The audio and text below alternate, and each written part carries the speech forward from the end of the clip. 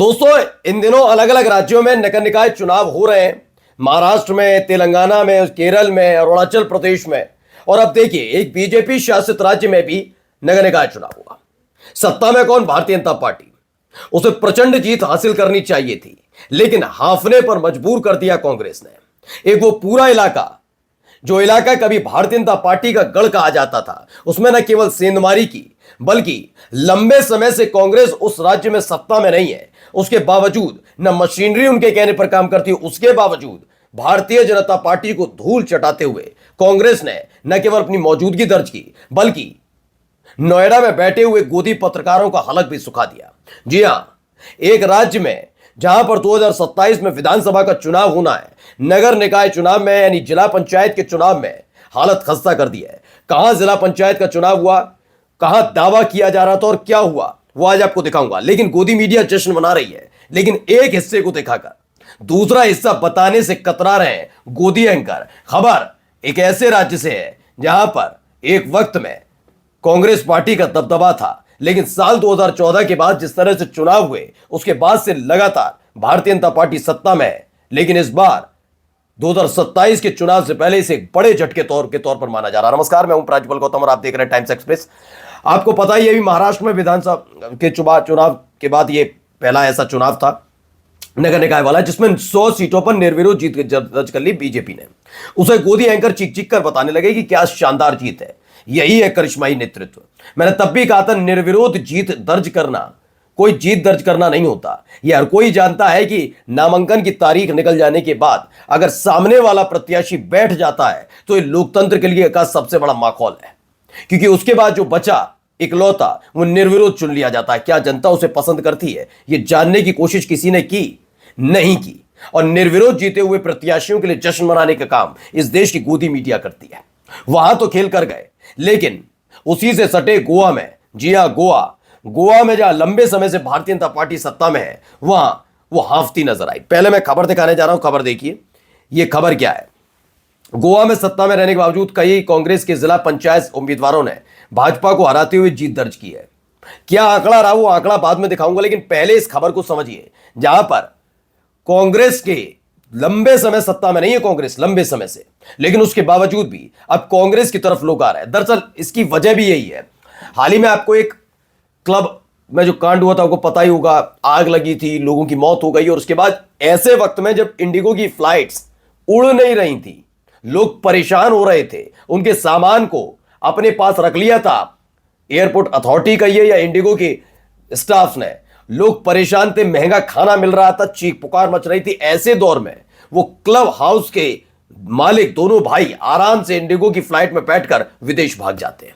ये हालात तब है जब बड़ी बड़ी बातें और बड़ी बड़ी डींगे बीजेपी हाँकती है। जब ये कहा जाता है कि देखो देखो विजय माल्या को किसने भगाया, नीरव मोदी को किसने भगाया, तमाम बातें होती हैं। लेकिन जब इन पर आती है तो ये अपने चरित्र को नहीं बता पाते। खुलकर सामने आया था, गोवा में हुए इस कांड का असर इस चुनाव पर पड़ा है।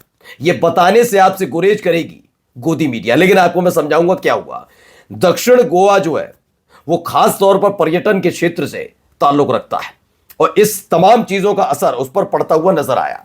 तो देखिए, कांग्रेस के उम्मीदवार हैं कार्मेलिना फर्नांडिस ने north Goa, south Goa, north Goa है, नॉर्थ यानी उत्तरी गोवा जिले के कलंगुट जिला पंचायत सीट पर दर्ज की। कांग्रेस के लिए सभी जिला पंचायत पदों पर जीत विधानसभा चुनाव में असर डालने वाली है। भाजपा के लिए डगर बहुत कठिन हो चला है, ऐसा दावा है।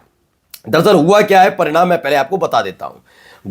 गोवा जिला पंचायत इलेक्शन 2025 बीजेपी ने 29 सीटें जीती, कांग्रेस 10 पर सिमटी।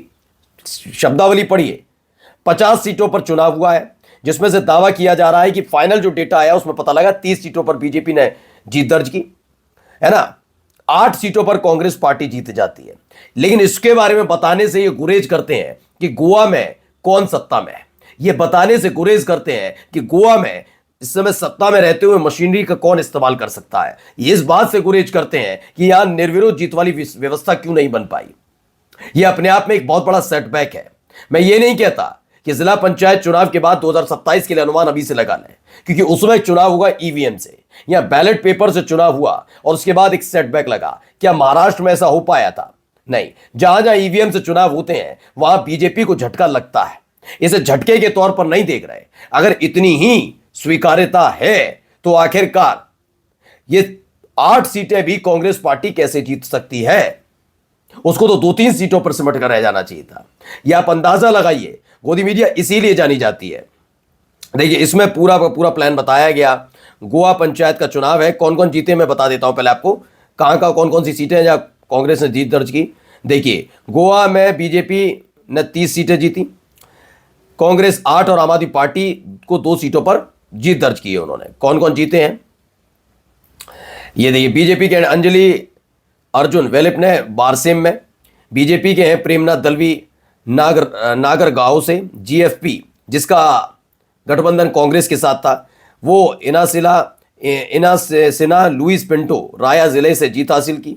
निर्दलीय भी जीते, कांग्रेस के संजय वेलिप ने गुइडोरलेम में जीती, बीजेपी कैंडिडेट सिद्धार्थ भी जीते हैं, BJP Mohan Parshuram, BJP candidate रघुवीर हैं, कांग्रेस के जो भी बताया था मैंने कार्मेलिना फर्नांडिस ने कलंगुट से जीता है, एमजीपी जिसका बीजेपी के साथ गठबंधन गणपत नायक ने क्यूला में जीत दर्ज की, इंडिपेंडेंट है राधिका उन्होंने भी जीते हैं, बीजेपी कैंडिडेट सुनील महादेव जीते, नीलेश शंबा जीते, कांग्रेस की सुमित्रा पगी ने कोला सीट पर जीत दर्ज की, बोरिम पंचायत सीट से भी बीजेपी की पूनम चंद्रकांत सामंत जीते, भाजपा के उम्मीदवार जीते हैं। देखिए, और भी कांग्रेस के जीती कौन, एस्ट्रा रांजिले द सिल्वा ने कार्टोरिम में जीत दर्ज की, कांग्रेस के मालिफा कार्डोज ने नावेलिम जिला पंचायत सीट जीती, नुवेम जिला पंचायत सीट पर कांग्रेस की जीत हुई।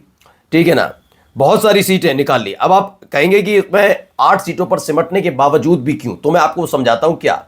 एक ऐसे दौर में जब बड़ी बड़ी बातें हो जाएं और यह कहा जाए कि जीत की गारंटी हमारे पास है, और जिस राज्य में आप बैठे हुए हैं, वैसे भी कहा जाता है जिस राज्य में जिस पार्टी की सरकार होती है वहां उपचुनाव हो जाए विधानसभा का या लोकसभा सीट पर, या फिर जिला पंचायत या नगर निकाय के चुनाव हो, वहां अमूमन वो सारे चुनाव के परिणाम सत्ता पक्ष के परिणाम पक्ष में ही आते हैं। ऐसा भी क्यों है?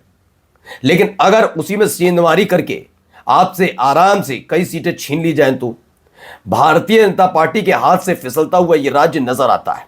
गुजरात में भी कुछ ऐसे ही हालात है। एक वक्त में भारतीय जनता पार्टी की बात तूती बोलती थी, आज भी बीजेपी की सरकार है, लेकिन पहले सीटों का आंकड़ा देखिए और अब देखिए, गोवा, गुजरात, महाराष्ट्र, यहां पर खास तौर पर बीजेपी के खिलाफ लोगों का गुस्सा देखने को मिल रहा है।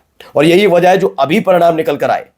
मैं ये नहीं कहता कि बीजेपी ने जीत दर्ज नहीं की, लेकिन गोदी मीडिया ये बताने से क्यों गुरेज कर रही है कि 50 में से 8 सीटें अकेले कांग्रेस पार्टी ने चुनाव जीत लिया उसमें, और मात्र 30 सीटें ही, मात्र इसलिए अब कहूंगा सत्ता में रहने के बावजूद ये क्या क्या करते हैं, उतना करने के बावजूद अगर आपकी सीटें मन मुताबिक नहीं आ पाती तो अंदाजा लगाइए 2027 की डुगडुगी बच चुकी है। गोवा वाला चुनाव ऐतिहासिक है, 27 में देखिए हालत पतली भी हो सकती है बीजेपी की। नमस्कार।